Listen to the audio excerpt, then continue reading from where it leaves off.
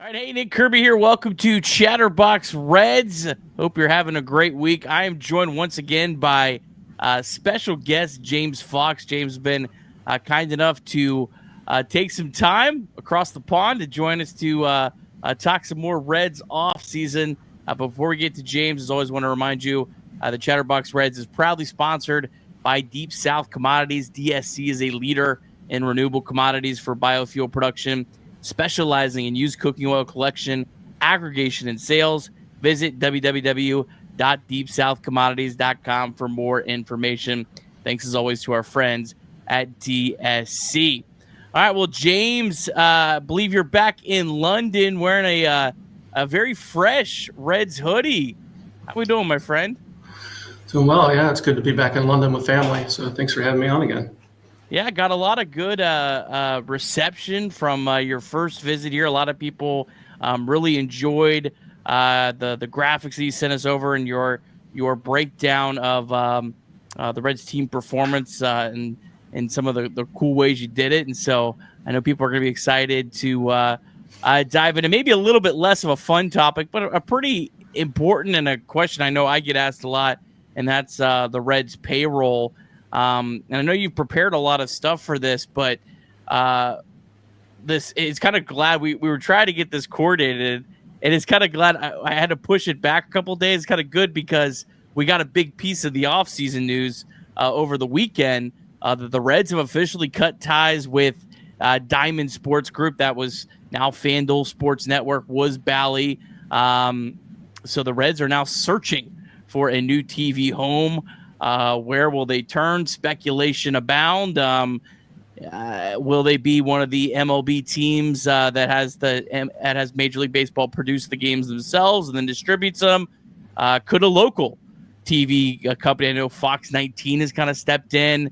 The good news I know for Reds fans is I'm very confident there will be in streaming as an option next year.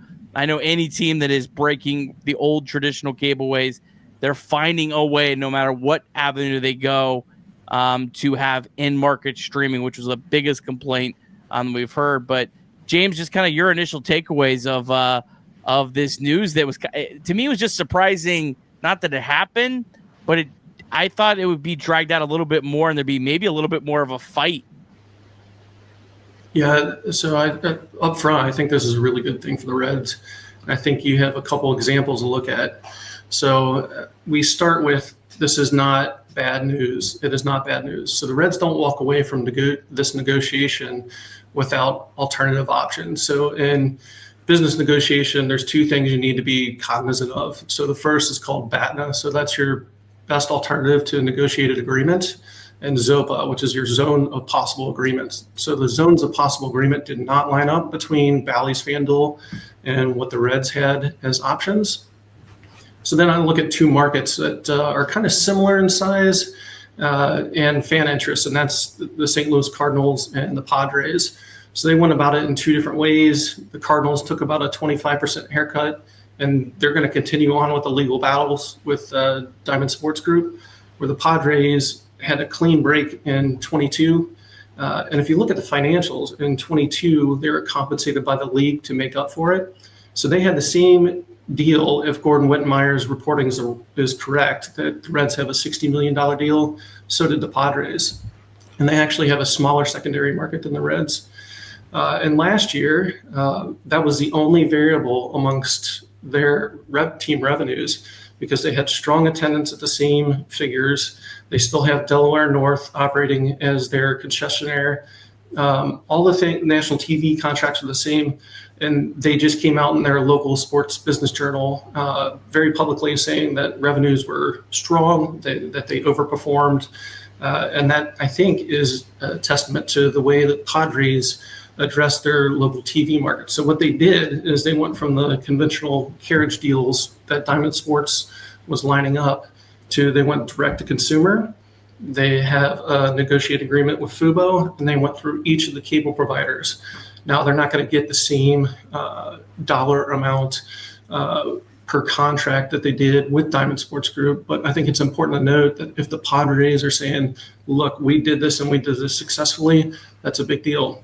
I'll remind you, Nick, that One thing we're not talking about is last year, MLB saved some of these teams considerable money. So they gave up to $15 million to compensate that delta, that difference between what the original agreement was and what they ended up getting in revenues. So I would not worry if you're a Reds fan. If you're worried about this $60 million deal that the Reds aren't going to be able to have appropriate revenues and therefore reduce payroll, that's not an excuse. It shouldn't happen. So the Reds should turn out pretty well for this. Yeah, and I mean, just to kind of, I think, I know the most important question right now is how am I going to be able to watch the Reds games for most people at home?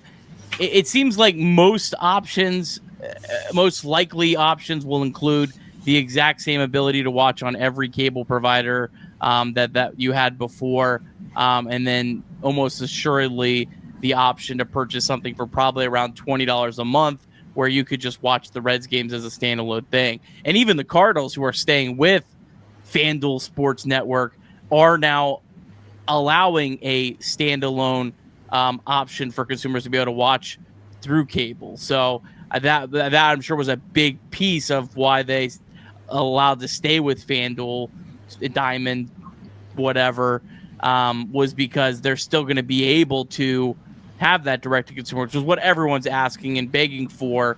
And unfortunately, when these teams sign these 10, 15-year contracts, they didn't see into the future that this was going to be the demand. And it's almost like a lot of these teams are running out the clock to get out of these contracts, or at least be able to renegotiate to have this as an option. So yeah, I agree. It's definitely a good thing long term.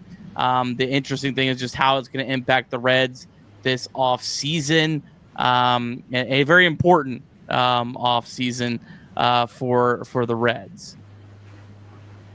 So let's go ahead and jump in here, James. You've prepared some really cool slides. So if you're listening in podcast form, I'll post these up on our social medias for you to see. Also, this is full conversation is available on YouTube, but we'll try to talk through it as much as possible to not leave you out in the dark.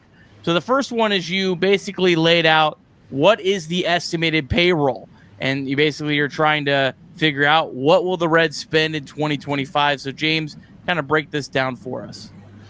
Yeah, so I ran 3 different comps, sensitivity analysis, if you will. And this is the easiest one because you don't need any corporate finance nerdery to understand it.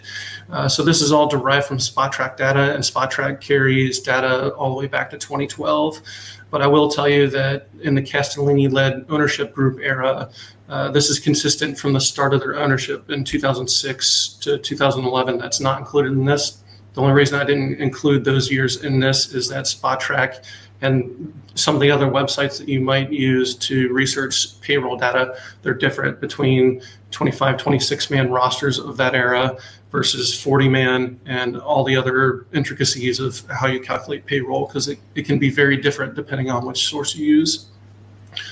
But I bring your attention to the top left, and if you're a podcast listener like I typically am, so I highlighted 3 things here. First is the Reds cap allocation. So that's really what they intended in the offseason that they were going to spend on player payroll. Second is the Reds adjusted payroll. So this is what they actually ended up spending, and that could be due to various things, from trading away players to having injuries and therefore having to pay an extra $740,000 or whatever to a guy that was a minor leaguer, and now they have to compensate their wages at a major league level. And then we're benchmarking to the MLB average here. So you'll clearly see that the year 2020 really skews the data, but I do want to bring to your attention what the Reds intended to allocate for that year. So it's quite a bummer that we didn't get the full 162-game season of the Reds that year, because they really went for it financially that year. Then moving on to the top right, where we have MLB total player pay and total revenue. You can see that the league revenues have been steadily rising, and player pay hasn't exactly risen to the same levels as total revenue across MLB. And the reason why 2024 is absent in this is that MLB hasn't came up with their announced revenues just yet. But I think that the Reds ownership groups gets a little bit of an unfair shake when compared to some of the other small market teams on the percentage of payroll that they've invested into the club as compared to the MLB average has been actually way better than like the Pirates, the Rays, the A's, and some of the other teams like that. So the obvious thing to me when I did this analysis is that there are periods of time where the Reds ownership group really goes for it. So if the Reds ownership group really does go for it, they usually spend about 83% of the league average payroll. When they're in down periods or kind of the rebuilding era, they're hover around 60%. So average that out, the Castellini-led ownership group about half the time has financially gone for it. So that's what brings us to that 70.6% benchmark averaged since 2012 payroll. So we're talking really here the difference of 60% and that 80% is only really probably about what 30-40 million. Yeah, indeed. So what we're projecting for this next year is that with the average payroll increase going up a little over 10% each year, that means next year's MLB payroll is going to be somewhere in the neighborhood of 210 million. So if the Reds did do that 70.6% of average payroll, you're looking at 148 million. But if you're looking at that 83% benchmark that they hit during their competitive wickets, then you're looking upwards to 175 million in payroll. Now, I don't think they're going to go that high to $175 million payroll, but that would be quite the pleasant surprise. But there's a couple signals I'd be looking at right now if I was a Reds fan of why you could be optimistic about a higher payroll this year, and that's Nick Martinez got a qualifying offer, which is a substantial amount of money, a little over 21 million, as well as they hired Tito Francona. You don't hire Tito unless you're going for it. So I don't think the Reds are going to hover back considerably this year. Yeah, but definitely interested to see how this offseason plays off. I've said many times, I don't know. I really could see it going multiple of ways. I feel like I've usually had a pretty good pulse on it. I really hope that your analysis is right. I hope they're at least up in that 150 range, but it will definitely be interesting. But your point about Martinez is important. All qualifying offers are not equal. When the Reds offered Nick Castellanos a qualifying offer, that meant absolutely nothing. They knew that he was going to decline that. It's the rare cases, which it's usually most of the players you're offering the qualifying offer, you have a pretty high level of confidence that they're not going to accept it. And you're just doing it to get the draft pick, which was the Reds' case with Castellanos. In this case, I mean, there was a high likelihood that he was going to accept it, and the report it seems pretty concrete that he is going to accept it. And so the Reds had to know that going in. So, yeah, definitely, that's going to maybe be one of the biggest might be the biggest signing of the offseason so far if he accepts that qualifying offer. I'm not sure if I missed anyone, but it's got to be one of the top ones so far, right? Yeah, for sure. And I think it's a wonderful thing if he does officially accept it. So I welcome him back. A guy that can produce at that elite level and that low of a walk rate and just get the job done in any role capacity, that's so meaningful. Yeah. And I know we did a lot of talking about Martinez in our last conversation. And yeah, I completely agree. All right, so let's move on. You talked a little bit already about what the estimated payroll will be, but you compared the Reds to the Braves and explain why you chose the Braves as a comparison. So first of all, my friend Nick in Columbus, he made fun of me for doing this amount of work, but I recently had surgery and had a couple weeks of downtime, and instead of reading books or playing video games like a normal human being, I broke out the Braves 10K and did a comp for the Reds.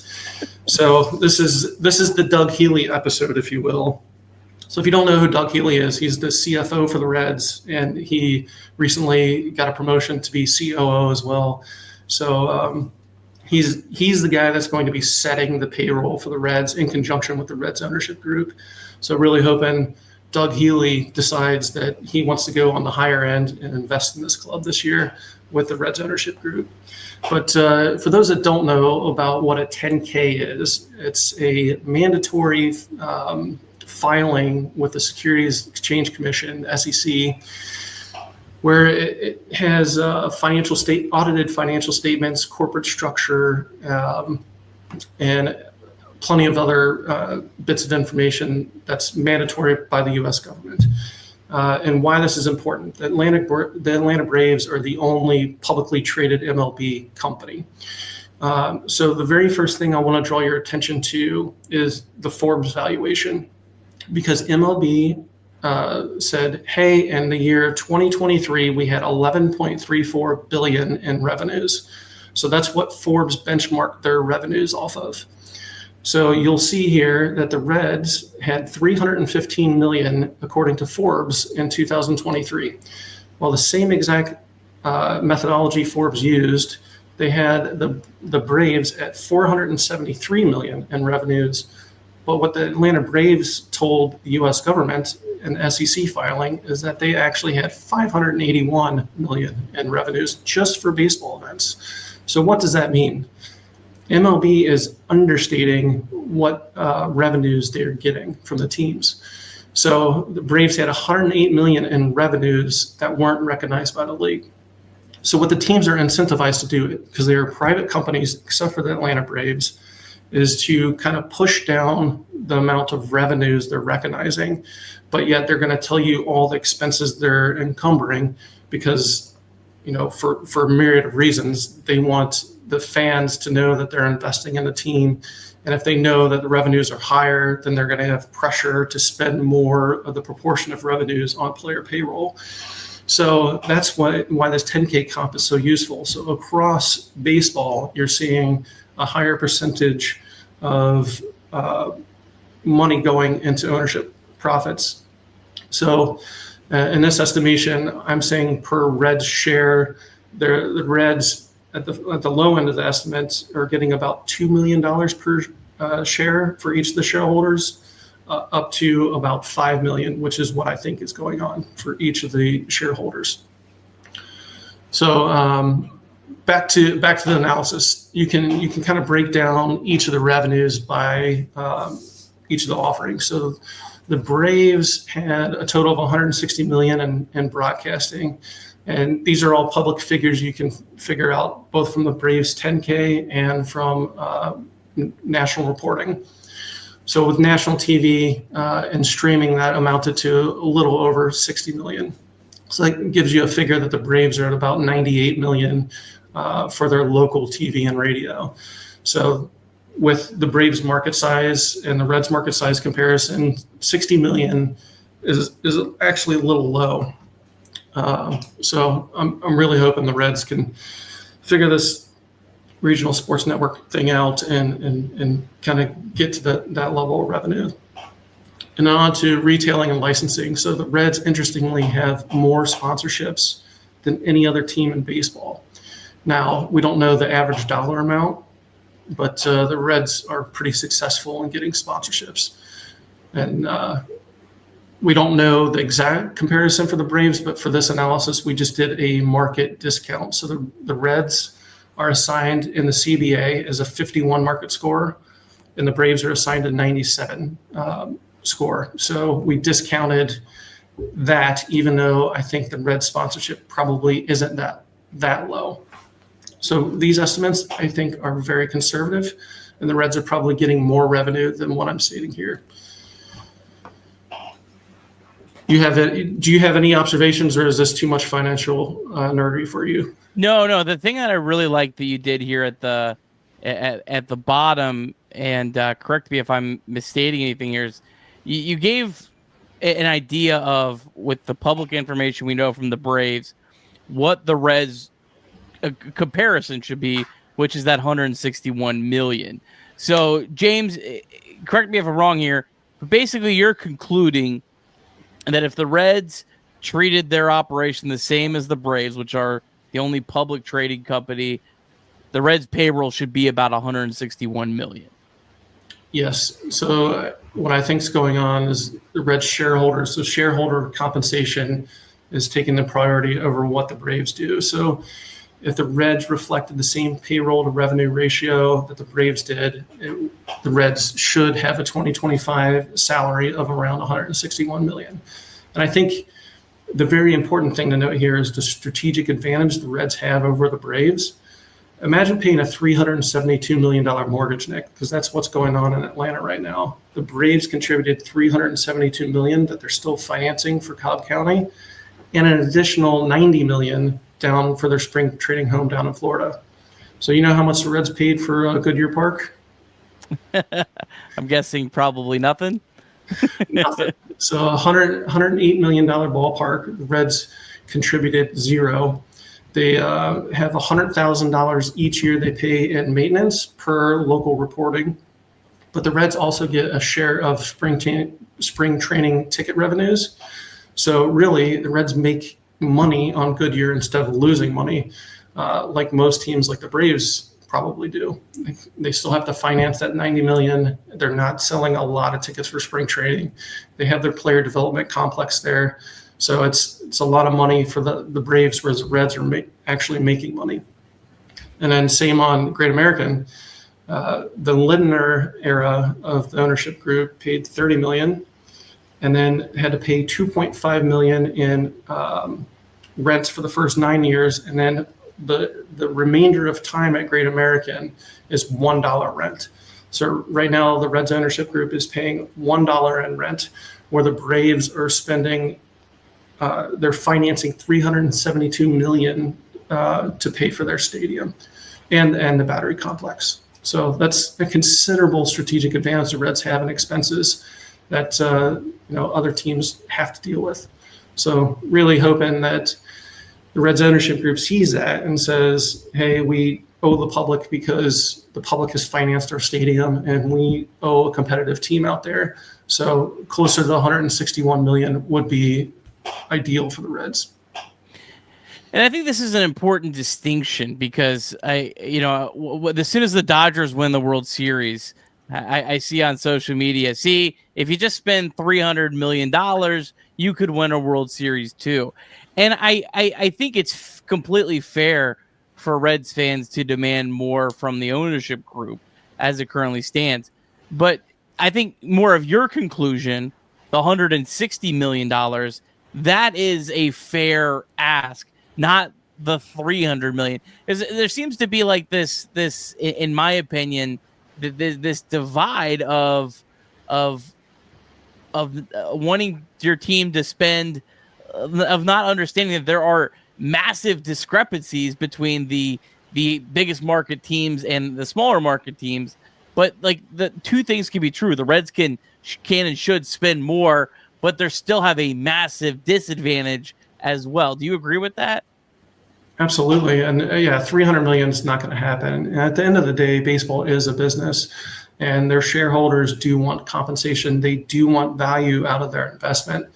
But it's striking that right balance between, hey, we have publicly financed ballparks to here's the amount of revenue. And the Reds are never going to open their books. None of the private clubs are going to open their books. They never will.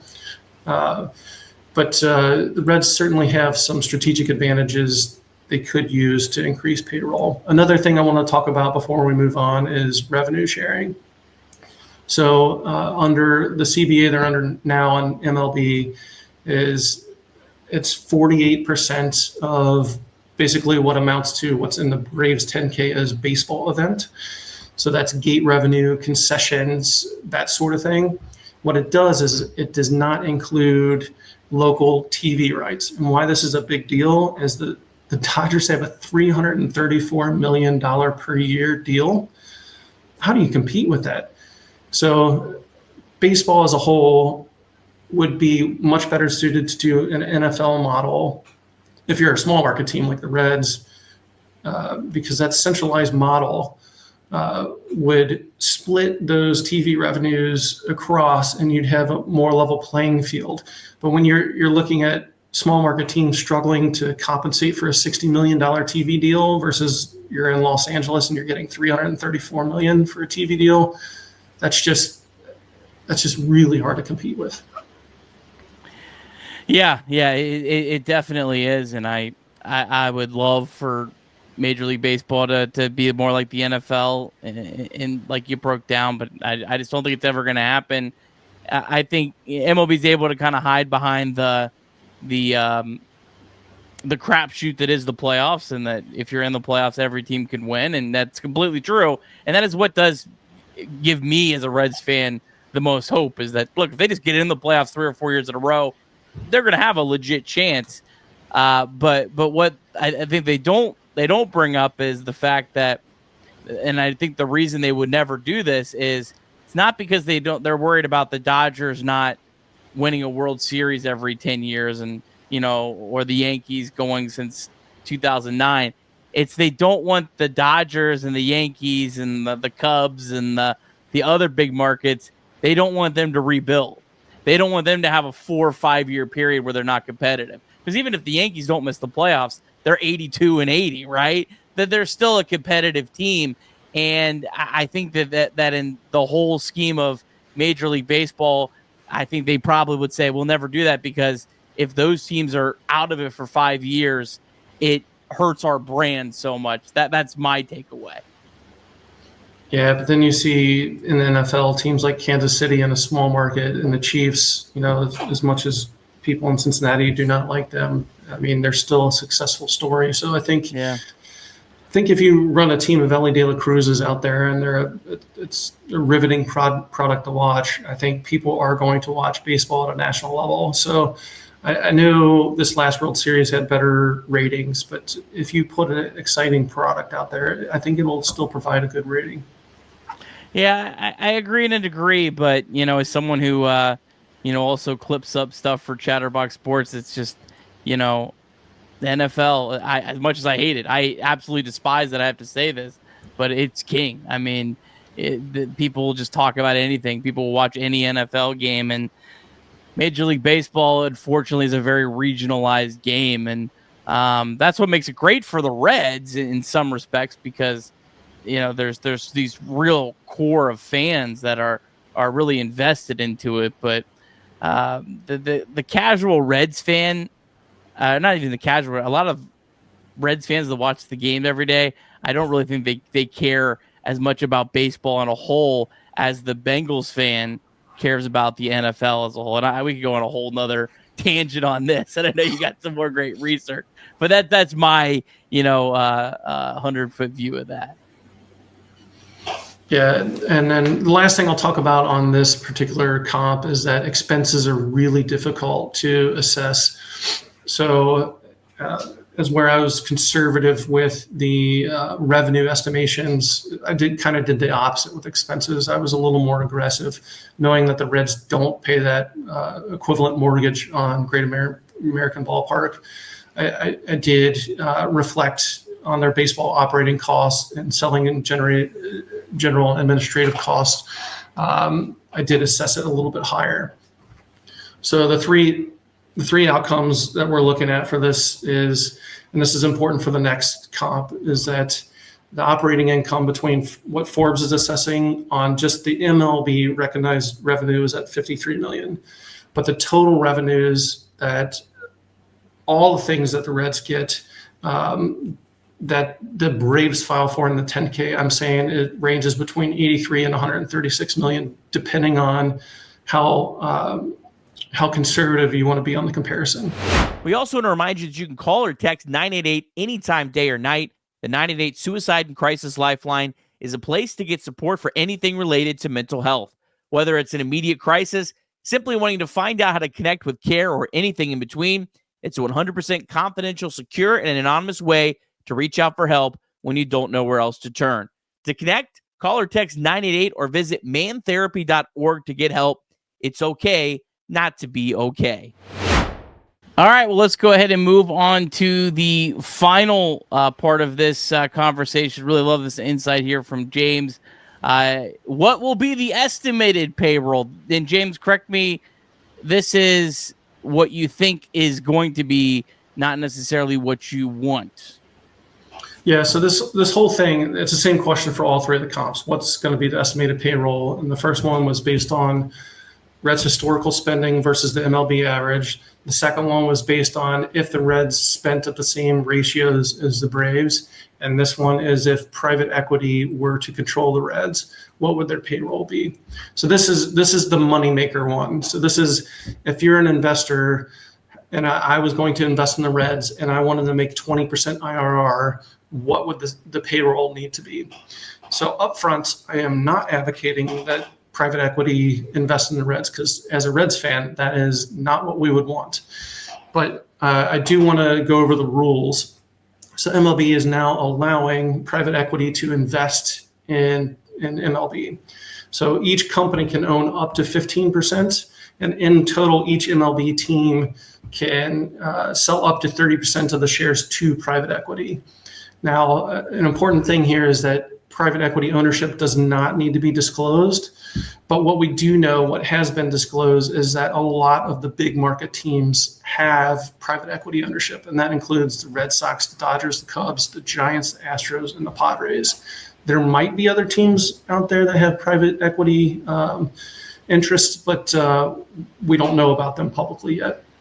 So for this comp, this is going to get way into corporate finance jargon, but private equity has goals of IRR to be 20 to 25% and exit between 5 and 7 years typically. Now, these metrics range depending on which industry or market you're in, but just as a generic comp, that's what we're going to use. And this is confirmed by some of my hedge fund friends and private equity friends that this would be an acceptable target range. So what IRR is, and this is how it differs from return on investment, which is a commonly used phrase for any investing strategy. Internal rate of return includes the time value of money. So what that means is $1 today is worth more than $1 tomorrow, because with inflation over time, that value of $1 is going to go down over time. So that's why IRR is used by a lot of finance wonks out there, because it's going to give you a more accurate representation of the value rather than just a standard return on investment metric. So for this scenario, we used the $1.25 billion criteria that Forbes put out for the valuation of the Reds. Now, there are other estimators out there that have said the Reds valuation is more at 1.5 or 1.6 billion. But for the purposes of this, Forbes has been pretty accurate. So we'll go with the more conservative 1.25 billion. So a private equity investment at 30% would be about 377 million. And we take the averages of the operating income from the previous slide. So the previous comp, we had three different ones ranging between 53 million and 136 million. So averaging those out, that goes into about 90 million. So do not get wrapped around the equation for IRR. But if you're interested in corporate finance, which very few people are, but the equation on the top right, you can easily put this into Excel spreadsheet and calculate, which is what's on the bottom left. So you're basically calculating the time value of money based on what you're calculating for the IRR. So with cash flow, now there's some difference between calculating cash flows and operating income, and that's like net working capital and some other things. But for the purpose of this, this is about as close as we can get to cash flow estimates and just use the operating income. So over time, we have MLB average valuation of franchises has grown about 12% this last year. If you take the $1.25 billion metric and extrapolate it over the Castellini-led ownership group time period, the Reds have grown at about 9%. And then COVID growth being the worst. So MLB franchises still grew 4% over that time period, but it was by far their worst performance. So we look at what IRRs would be between both MLB valuation growth as well as cash flows from this estimate from our previous comp. So what you're looking at is if MLB franchises had slower growth rates, then you're looking at the future value being at 10% IRR. But if you're looking at the average historical rate, the Reds are about at 15%. And then if you're looking at what's currently going on with MLB, it's at about 17%. And if you're at the high end of the comp, the Reds IRR would be exactly at 20%. So for private equity to invest in the Reds, what I'm saying is that it would have to be below 102 million. So in this comp, you don't want it to happen. But if the Reds did follow this comp, the Reds payroll would be basically replicated from last year and be hovering around that $100 million mark, so that the Reds ownership group could pocket $5 to $6 million per share. And we would want to see more money invested in the team.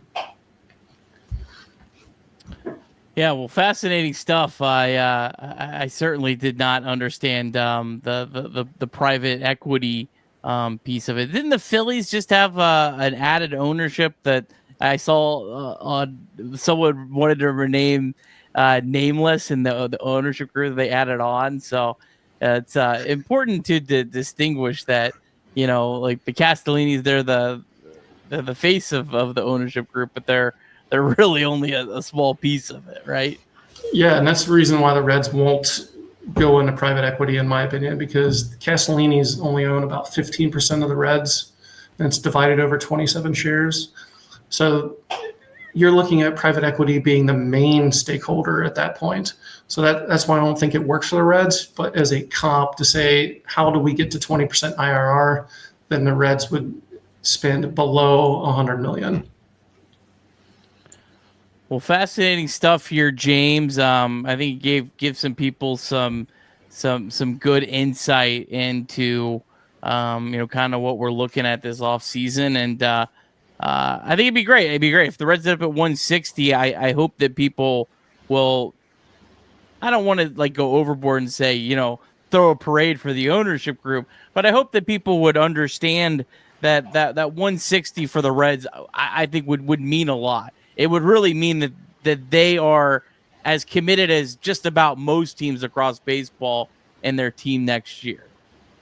Yeah, I agree.